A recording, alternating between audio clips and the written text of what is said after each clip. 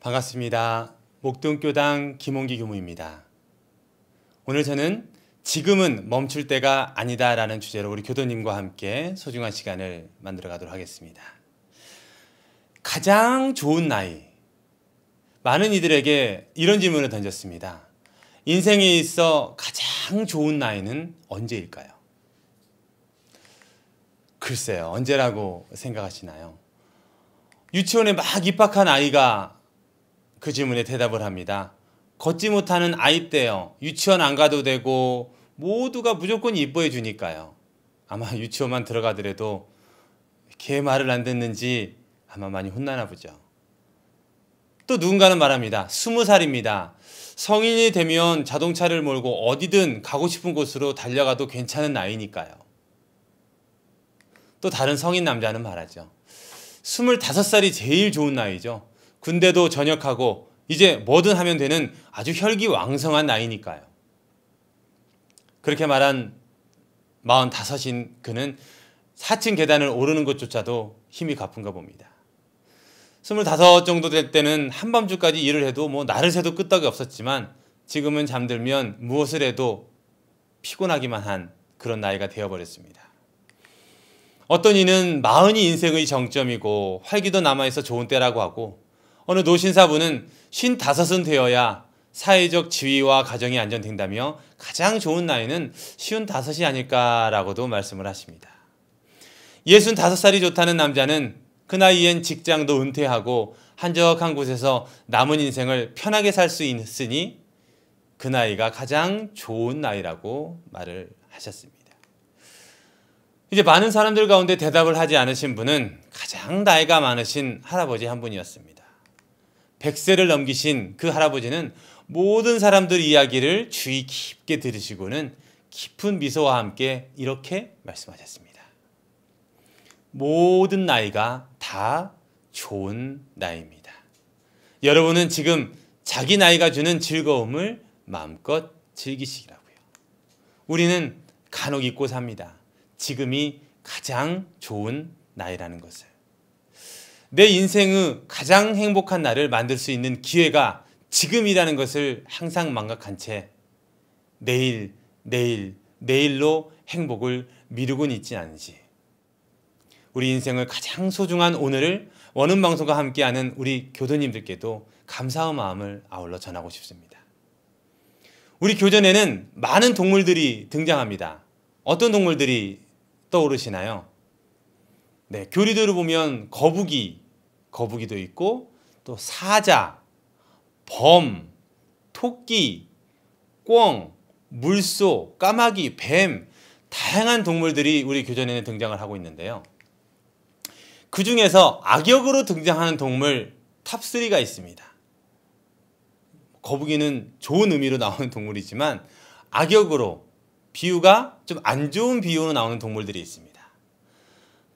그중 세 번째는 바로 사자입니다.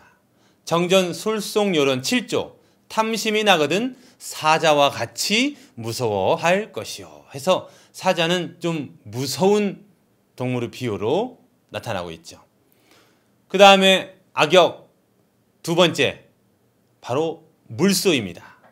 대종경 신성품 14장에서 졸고 있는 것이 보기 싫기가 물소 같다라는 말씀을 대종사님께서 해주십니다. 얼마나 물소가 미웠으면 앞에서 꾸벅꾸벅 졸고 있는 그 선생님을 보시고 보기 싫기가 물소 같다라고 말씀을 하셨을까요? 그러면 어떤 동물을 가장 악역스럽게 표현을 하셨을까요? 바로 그렇습니다. 성성이입니다. 대종경 인도품 30장에 나오는 성성이. 성성이는 오랑우탄과의 커다란 동물입니다. 사람보다도 크기 때문에 이 힘이 엄청납니다. 그래서 그 내용에서도 이 성성이를 사람 힘으로는 잡을 수가 없어서 덫으로 놓는 게 있죠. 그 덫이 어떤 올가미가 아니라 성성이가 가장 좋아하는 것. 그렇죠. 바로 술입니다. 성성이가 좋아하는 술을 커다란 항아리에 담아서 딱 놓아놓으면 성성이가 생각을 하죠. 내가 마실 줄 알지? 처음에는 거들떠보지도 않습니다. 우리 엄마가 절대 술을 마시지 말라 그랬어. 아버지도 결국 그 술 때문에 인간에게 잡혀갔다고. 난 절대 안 마셔. 해서 처음에는 그 술을 스쳐 지나갑니다.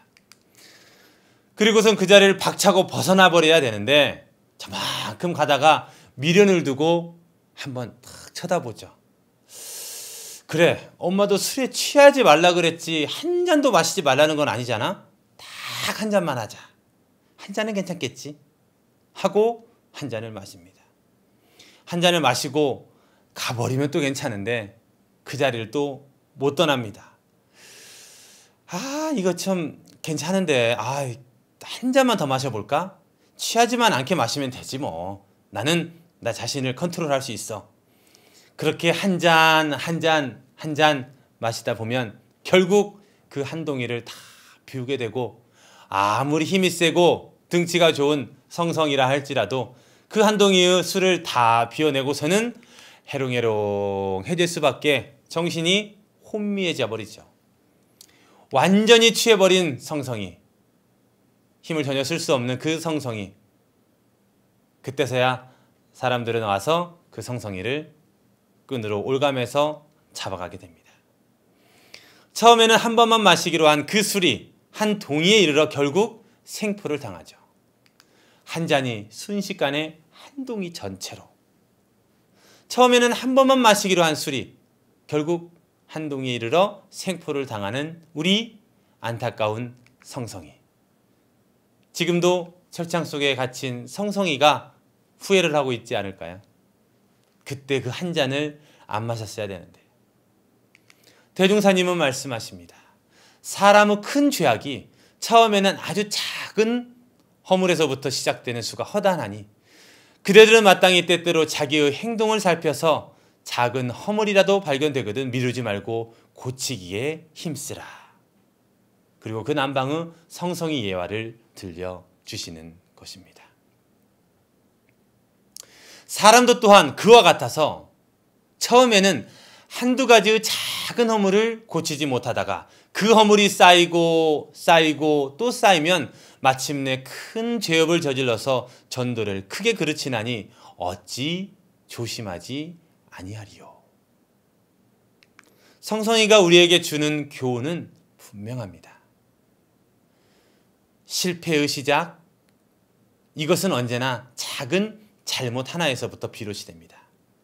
사람의 큰 죄악이 처음에는 작은 허물로부터 시작되는 수가 허다하나니라 하고 대종경 인도품 30장에서 말씀해 주신 것처럼 말이죠. 한 번쯤은 괜찮겠지. 처음에는 한 번만 방심하고 저지른 그 작은 허물이 결국 큰 죄업으로 이어지는 습관이 되어 버리는 것이죠. 한 잔쯤은 괜찮겠지. 지금도 철창에 갇혀서 후회하고 있을 성성이를 생각하여 봅니다. 자신의 생명이 위험한 줄도 모르고 술 한 잔에 집착하는 어리석은 동물로 비유되고 있는 그 성성이. 우리 인간은 그 성성이를 생각하며 참으로 어리석다 할 것입니다.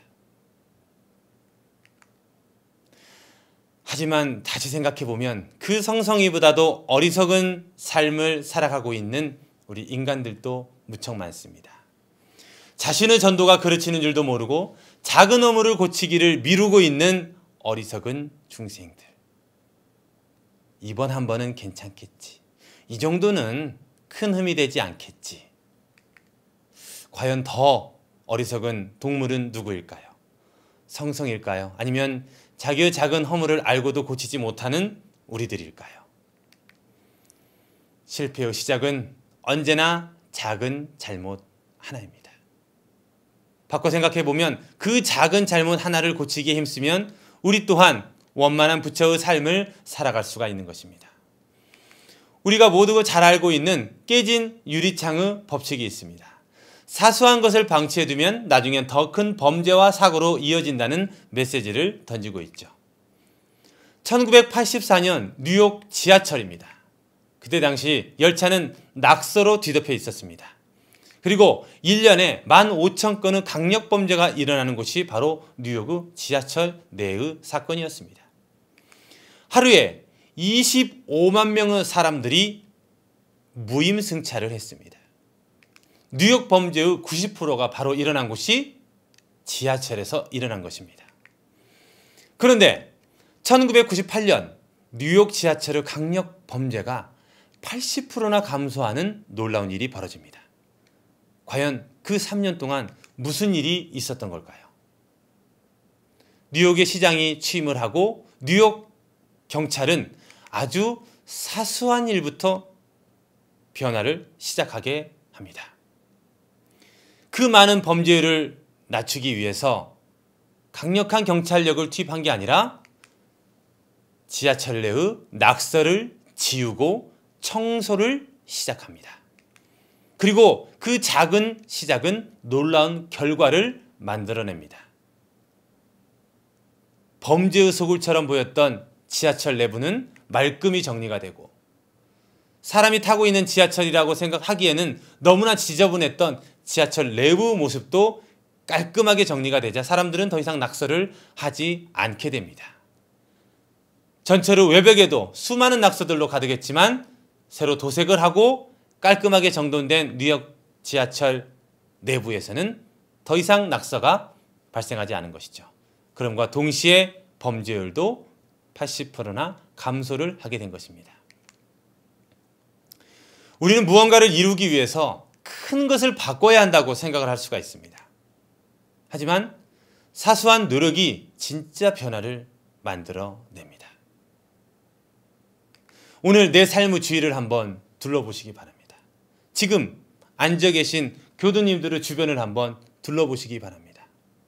TV 앞에 먼지는 혹시 수북하진 않으신지, 쓰레기통이 꽉 차 있진 않은지, 책상이 지저분하진 않은지, 안 읽고 있는 책, 서류들이 사무실에 쌓여져 있진 않은지,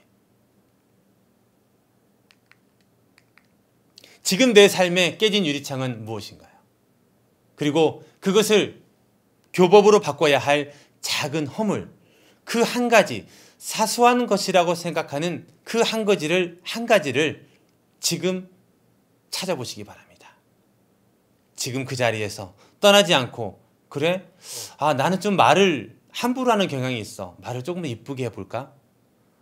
우리 집 현관에 오면 항상 신발이 정리가 되어 있지 않은데, 그래, 현관에 신발 정리하는 것부터 바꿔볼까? 옷을 벗고 나면 세탁기 안에 혹은 그 함에 넣어야 되는데 그냥 던져놓고 세면장 앞에 놓아놓고 하는 그런 버릇이 있는데 이걸 한번 바꿔볼까? 음식을 먹으면 그릇을 그냥 놔두는 습관이 있는데 이것을 싱크대에 잘 담고 설거지하는 습관을 바꿔볼까? 아주 작은 습관입니다. 그리고 많은 분들이 이미 실천하고 있는 습관일 수도 있겠죠. 하지만 그 작은 습관 하나를 바꿔낼 때 우리의 삶의 변화는 시작이 되는 것입니다. 그 작은 허물을 고쳐나가는 것이 내 삶의 변화의 시작입니다.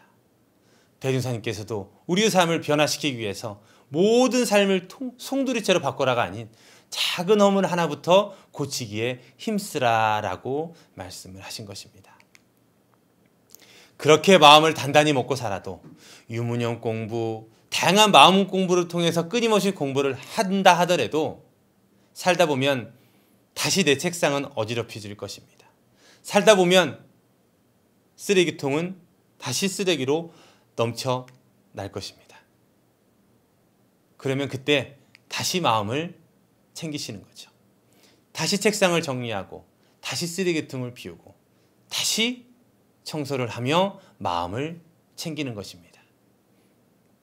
그리고 그때 다시 한번 마음에 각성을 하는 것입니다. 그래, 큰 실패의 시작은 언제나 사소한 잘못에서 사소한 걸음에서부터 시작되는 것임을 잊지 않고 그래, 다시 새롭게 시작을 하는 것입니다. 내 마음에 깨진 틈새는 무엇인가? 나는 깨진 유리창, 깨진 마음을 그대로 방치하고 있진 않은가? 성공의 시작은 언제나 작은 일에서부터입니다. 우리 모두가 다이어트를 생각하고 있을 때 그 시작은 지금 당장 일어나서 걷는 것에서부터 시작이 되는 것이죠. 그 시작은 지금 먹고 있는 간식을 그치는 거에서부터 시작이 되는 것이겠죠. 작은 일이라 해서 함부로 하지 않고 작은 일들을 계속해서 성공으로 만드는 사람에게 큰 일과 큰 성공이 주어질 것입니다. 미 해군 대장이 윌리엄 라빈이라는 미 해군 대장이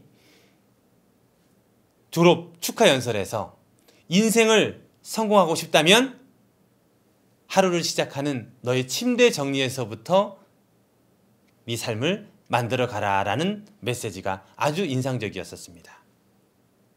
인생의 성공은 침대 정리처럼 아주 사소한 것에서부터 시작이 된다라는 메시지였습니다. 오늘 아침 일어나서 침구는 잘 정리를 하셨는지요? 어디 침구뿐이겠습니까? 우리가 입고 있는 새 옷, 새 신발, 새 가방, 새 핸드폰 모두가 다 처음 접할 때는 아끼고 잘 사용하겠다는 마음으로 사용했던 것들이죠. 지금도 새 옷이고 새 신발이고 새 가방이고 새 핸드폰은 아니겠지만 처음 샀었을 때 작은 먼지 하나, 작은 얼룩 하나, 작은 흠집 하나에도 용납하지 않았던 그 마음으로 다시 시작을 하면 좋겠습니다. 지금은 헌 옷이 되었고 헌 신발이 되었고 헌 가방, 헌 핸드폰이 되었지만 한때는 가장 이뻐서 가장 멋져서 가장 좋아서 소유하고 싶었었던 그것들이었음을 알듯이 우리들의 마음 또한 온전하고 뚜렷한 마음을 깨는 것들, 거기에 더럽혀지지 않게 별것 아닌 작은 생각 하나의 시작에서 비롯이 되어서 우리 이런 생각과 같이 온전한 내 마음의 창을 깨뜨리고 결국 나를 실패하고 강급하게 만든다는 것을 꼭 자각해 주시기를 부탁드립니다. 생각할 수 있죠. 나는 우리 집에서 귀한 사람인데 이불 정리 정도는 하지 않아도 괜찮겠지? 집안 청소는 바깥에서 일하고 오는데 이 정도는 하지 않아도 괜찮겠지? 또 자잘한 가정사 정도는 내가 신경 쓰지 않아도 알아서 누군가 해주겠지? 누군가는 지금까지도 그랬듯이 해줄 것입니다.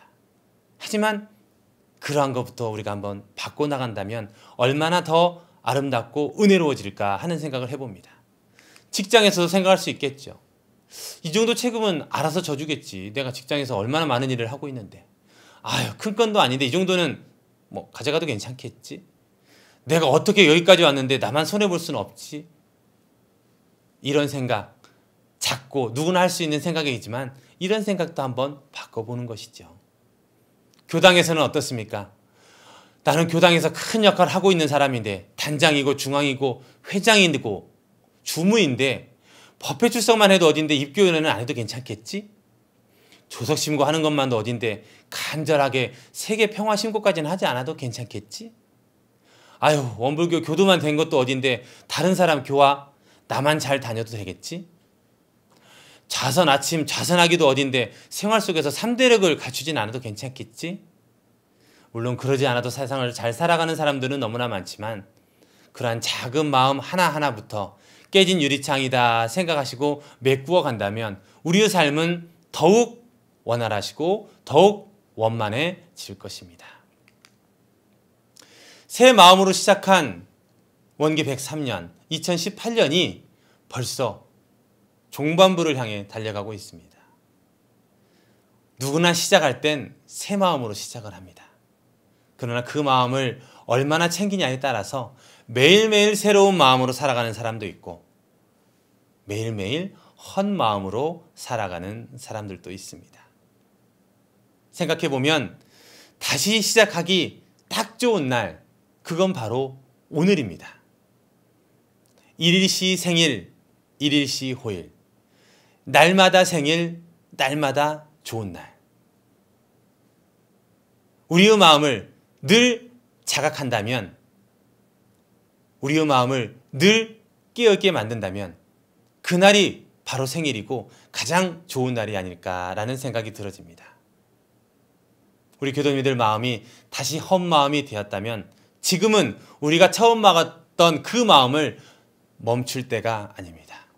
그리고 결코 영생을 살아가는 우리들에 있어서 멈춰야 될 때는 그 언제도 없지 않나 하는 생각을 하게 됩니다. 지금은 결코 멈출 때가 아니다.